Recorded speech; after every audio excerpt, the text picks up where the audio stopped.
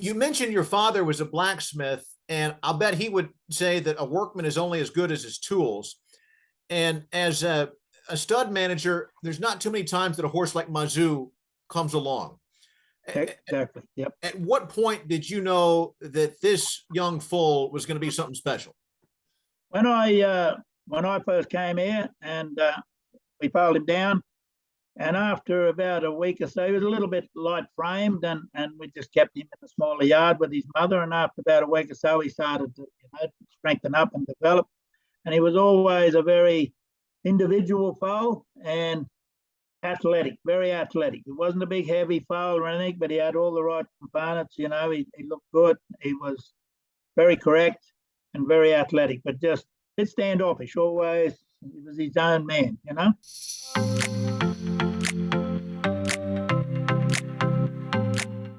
For the Everest Connections, I'm AP Harold. Pleased to have another talented, experienced horseman with us. It's Ross Bone. He's the stud manager for Parsons Creek, which is a boutique thoroughbred breeding and assignment farm in a wonderfully sublime part of the world. That's the Lower Hunter Valley, Ross, in New South Wales.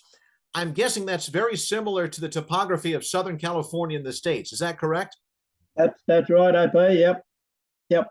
And tell me about it's wine country as well. So you can pick your pony and then get a bottle of vino too, huh? You can do that. We actually have our own wine on the farm. We have 3 little patches of grapes, so we do produce a bit of wine ourselves, and it's not a bad drop.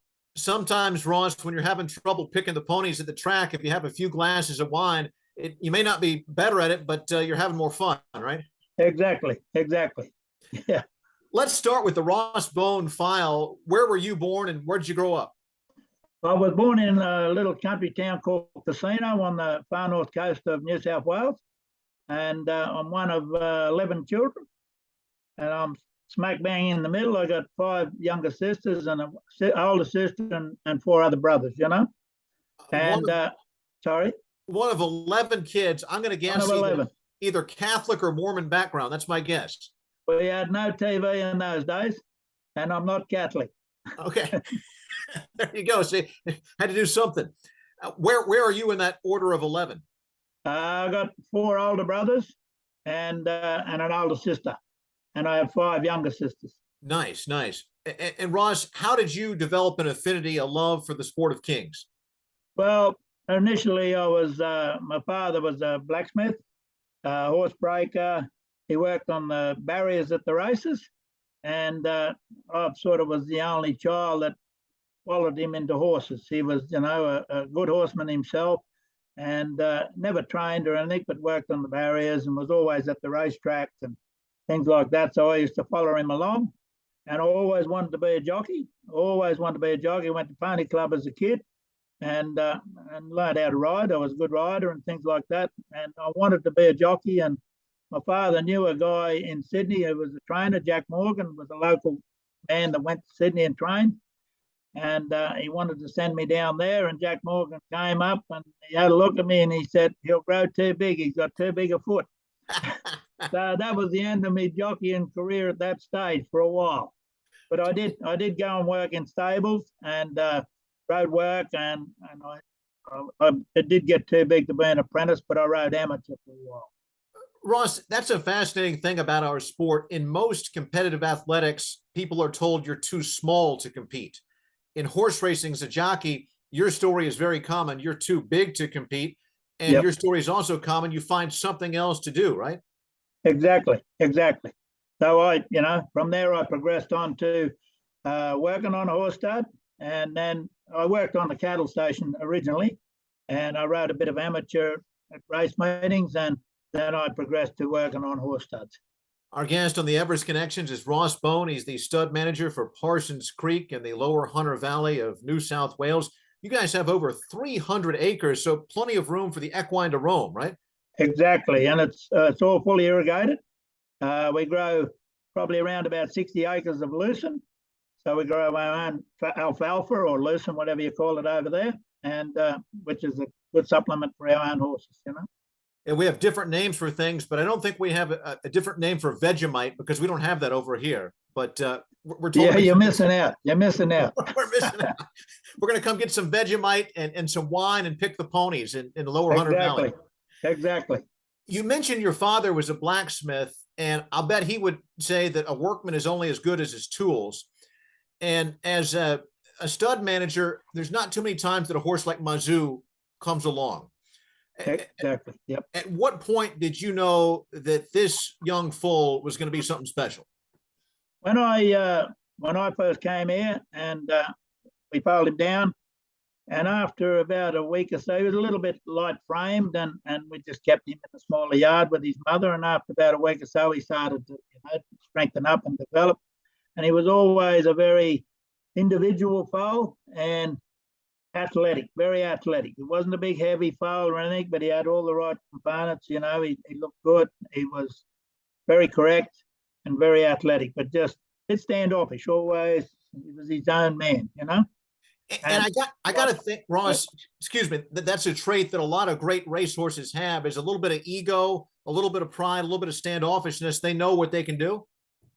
Exactly. All the horses that I've been involved with over the years that have been very, very good horses were always individuals, were always good from when they were young all the way through. And they obviously, and always had a little bit of attitude. There's a famous baseball star in America from the 70s, Reggie Jackson, who, when he signed with New York, he famously said, "I didn't come to New York to be a star. I brought my star with me." I'm guessing the same thing can be said about these horses, is they go from the stud manager to the trainer to the owner to the jockey, and every one of you guys knows there's something special about this particular horse. Exactly. Yep. The good horses always show you something. And sorry. Well, how much pride do you and the other connections to Mazu take in the fact that the horse has now been signed not to one, but to two 2022 and 2023 Everest challenges? What a tremendous journey, and the confidence that the slot holder had to sign it to the horse to two consecutive races. Exactly. Well, this is a family-owned farm, and they just started off small, and that mare has been their first big good mare to have on the farm. And the thing about it, when that horse was sold as a yearling, I said to everybody that looked at him, because he was nice, he was fiery, he was a good looking horse, I said, whoever buys him, we will keep a quarter and possibly half if they couldn't sell him. Oh no, he's out of an old mare, he's this and he's that and everything else. I said, he's a nice horse, he's a good horse. Anyhow, that was that. And for this family, Mark de Stoop, the owner, and his daughter Jo Gorman, who was our operations girl, it's been a great thrill for them and the rest of their family. Yeah, it's so much fun to see the athleticism, of course, the financial upside, the publicity. There's a lot of good things that comes along. We're on the Everest Connections. I'm AP Harold. He's Ross Bone, stud manager at Parsons Creek in New South Wales. That's about 2.5 hours from Sydney. Is that right? Yeah, it's about 2.5. Yep. In a slower pace of life, I'd imagine, than the big city, right? Very much. Another horse that I believe is out there at Parsons Creek is Chatelaine, the filly who's had so much success. Can you give us an update on her life? Well, at the moment, Chatelaine is info to King's Legacy, which was also trained by Peter Snowden. And she has a Tornado weanling colt, soon to be a yearling in the next few days. He was born mid-November, the ladies' foal. And ironically, the mare has never been a great breeder each year, but she just did something different last year, and I put her up for the vet, and bang, she did everything the mare would normally not do, and she went straight in foal to King's Legacy. She's 22-year-old, going 23, but she's still nice and active and a lovely big mare. And that's impressive. And that foal, is the foal spoken for? Are you taking phone calls, people interested? Oh, yeah, they all know about it, that's for sure. And on top of that, we went and bought her daughter at the Magic Million sales last year, a mare called Wachula. So we knew the old mare was getting on, so we wanted to keep the family, and we knew Mazu was starting to show something. So, yeah. Lineage is of such interest and importance in horse racing. When you study the lineage for Mazu, what do you see and what perhaps does it tell you? Well, the good thing about it, we watched the videos of Maurice, and he was just an outstanding racehorse, an outstanding racehorse. I couldn't believe some of the things he did in his races, and he had a fantastic turn of foot, towards the end of his races. And it just sat really nice with this mare. She was a nice big mare. She by a flying spur, Golden Slipper winner. Put that speed to that other horse, to Maurice, and we were hoping to get what we did. Can you give us any insight on some up and comers that you see in your stable that might be the next Mazu? Well, interesting you should say that. We had a Zoostar colt that out of a mare called Ineffable, which is Bold Promise's family, which I actually sold a filly out of Bold Promise by Danehill that won a Golden Slipper, Merlene. I just loved the family, and we bought the mare. We put it to Zoostar, and we got a really, really nice colt. Took him to Easter sales this year, and same old story. Oh, he's got this wrong with him. He got that wrong with him. And he only had 1 stone down at the time, and I really liked the horse, and I've liked him all the way through. And so we brought him home. We've broke him in. We syndicated him, or the owner syndicated him with some friends, and he's just gone in to be pre-trained and go to Snowden as well. So he's a very nice horse, and I hope that he'll go on with the job. That's fantastic. Our guest on the Everest Connections is Ross Bone, and when we think of the term in the English language, a horse trader, horse dealing, horse swapping, there's so much romanticism, the American Old West, I'm sure the Australian Outback. Can you break down for us, though, a typical wheeling and dealing of a horse? Somebody offers this much, you go back and forth, negotiations. Is it over in 15 minutes, or does it drag out over weeks, or does it depend on the situation? Oh, it could go over. It could go on for a week, or sometimes 5 minutes. But over a week, you pass a horse in, and then when these pass in, they come down and they want to offer you less. You've got to stick to your guns a bit, and that's what we did. And we got a lot of faith in the horse. If we didn't have the faith in the horse, you'd probably say yes, I'll let him go. Ross, we talked earlier on the Everest Connections, another fine Australian horseman, Seamus Mills, and he was talking about how technology has impacted the sport, the industry. How much stock do you put in seeing a horse via video and photographs versus getting up there and laying eyes and hands on the beast? I personally like to look at the horse individual. I've taken our own horses, I've seen videos and everything of them, and they look fantastic on videos and photos, but to get your hand on the horse and actually feel his gullet, see what his guskins look like, firsthand, that's what I prefer to do. Ross, let's pivot to, this is the Everest Connections, the Everest itself. Let's look back at last year, Nature's Strip, and the fantastic win. Your thoughts on the 2021 edition? Well, I really like the horse. It's has actually just got another slot. Last year was Lost in Running, John O'Shea's horse. I liked him, and of course Nature Strip won it. But I really like that horse, and he was a bit younger. He's a bit stronger this year. That's the only thing with Mazu. I think maybe he's just a bit early for him this year, but hopefully, fingers crossed, he will go on with the job and blouse him out. How much pride do you take as an Aussie in the tremendous growth and excitement around this unique race? It's the richest turf race in the world, the selling of the slots, the Sydney Spring Carnival, a lot of things coalesce to make this more than just a race. It's an event. It's becoming part of the Australian culture. Well, to at least even have a runner in it is a fantastic thing for any farm and the owners and all involved, and particularly that we still own part of him. That is it's an enormous thing for racing and for breeding and for selling horses down the track. If you got a call from somebody, be it in Australia or Europe or the States or the Middle East, and they said, Ross, you know what, I'm loving the Everest and I want to be a player in this. I want to get a horse and I've got the bankroll, but I need you to pick out the horse for me. What are the traits, the qualities of the equine you'd be looking for in a race of that magnitude? First thing I like to see is a horse come out and be athletic in his walk. He must have, I know they don't have walking races, but he must be able to step out with a nice stride. He's got to have good gastlings and a good strong hind quarter. I like a horse with a good hip to tail. And most important, he's got to have short cannons and a very good gullet under his jaw. No gullet, you can't get too much air in for my liking. Yeah, and you look at the distance in the Everest, it's for thoroughbreds, it's not that long. It's certainly not the Belmont Stakes. So you need more of, I guess, of the muscle car versus a marathoner, right? Exactly. You need a fast, you need, number one, you got to have a pedigree as well. And from fast families, I like, and they must be able to have a good turn of foot at the end of their races.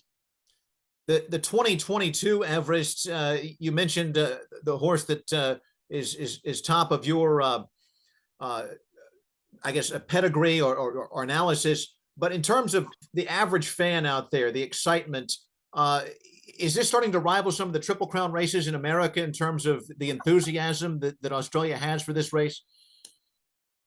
Exactly. It's all the hype. Everybody talks about it. Everybody is hoping that any horse that they have can get a slot. If you don't own a slot, well, try and get a slot. And, you know, for us to be able to get Mazu in on what he's done in his last 6 races, you know, has been fantastic, you know, and that's the pinnacle of breeding and racing, I think. As the race gains in popularity, do you think they should perhaps add a few more slots, increase the cost of the slots, or keep it as it is? I think keep it as it is. I think if you have too many slots, sometimes you get interference with big fields. Not every horse gets their opportunity. I think with this number of horses in it, every horse seems to be able to get their opportunity. If you're at the track and you've got a horse running, are you decked out to the nines in a seersucker suit, or you got that Mick Dundee Australian Outback cap on like you do right now? I wear a hat all the time. People know me for wearing my hat. I wear a hat. The only time I take it off is when I go to bed. So nobody knows if Ross Bone still has any hair or not. It's a mystery. Plenty of hair. Always grown plenty of hair. There you go. It's the Everest Connections. Our guest is Ross Bone. He's a stud manager at Parsons Creek in the lower Hunter Valley area of New South Wales down in Australia. I looked at your website. It's very impressive, and you've got quite a team of accomplices, assistants. What are some of the roles that the people who are helping you do your job perform for you? Sorry, what was that one? The assistants that help you out, your hands. Yep. What are some of the things that they do to make your job easier? Well, I've always preferred to get people sometimes that don't have a lot of experience, train them right, teach them right, and then they learn that what you need to be done on the farm, they know how to do it, and they know how to do it properly. And some people come from big farms, they don't, oh, sure, I've only worked with wet mares, or I've only worked with dry mares. Here we work with everything. And that's what, and they learn from that. You know, you sound like a golf coach who says, I'd rather take a guy who hasn't played any golf and I can teach him versus having to correct some mistakes. Is that fair? Exactly. And let's pivot to something else you guys offer at Parsons Creek, which is the spelling of racehorses. And for the average fan, they might think, because racehorses have some weird names, we're not actually talking about spelling out the name. We're talking about giving them a rest, a spell out there in the farm. And I guess that's not only for the physical betterment of the horse, but also for the head, right? To be mentally fresh.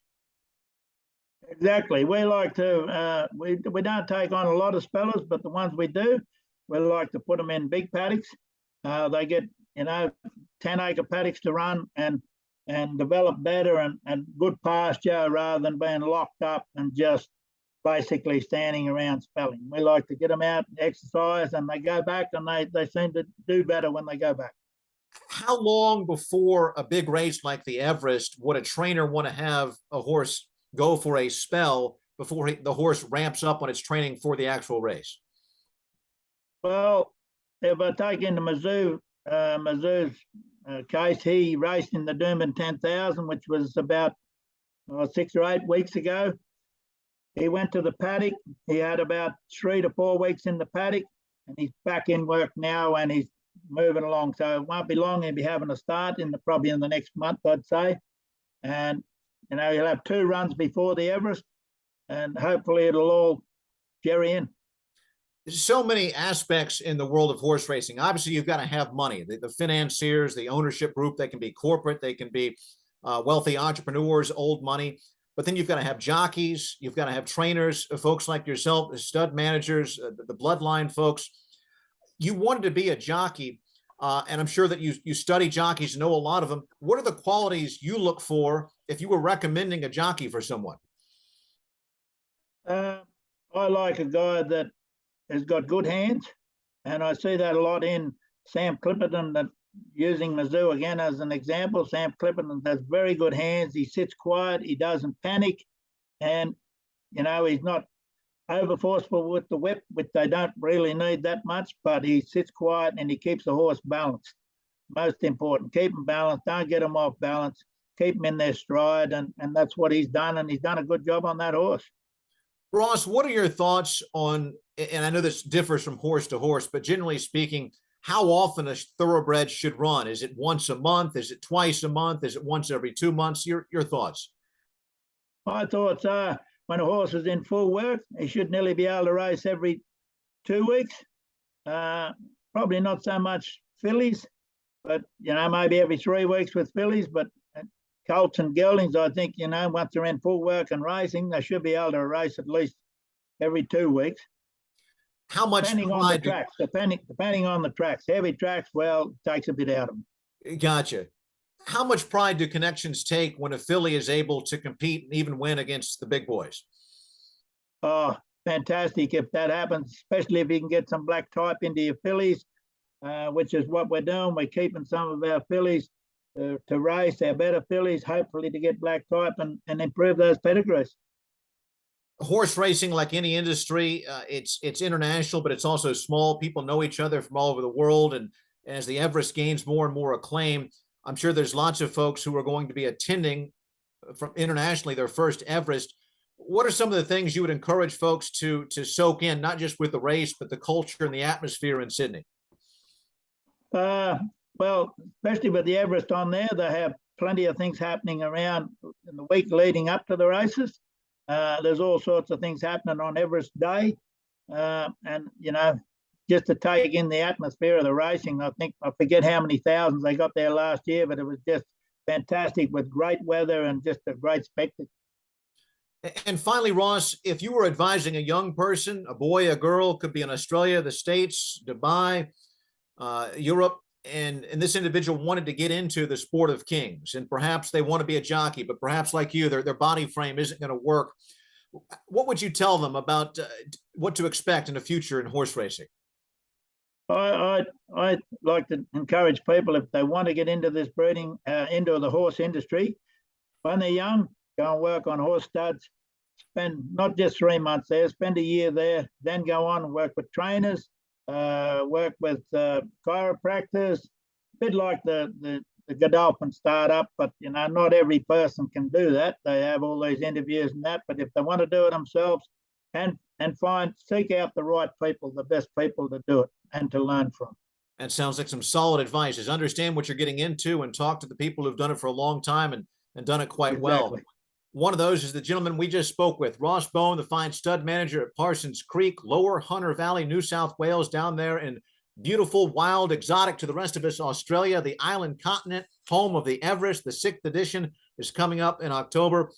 Wish you and Mazu and all the Connections the very best as you challenge for the trophy. Thank you very much, IP.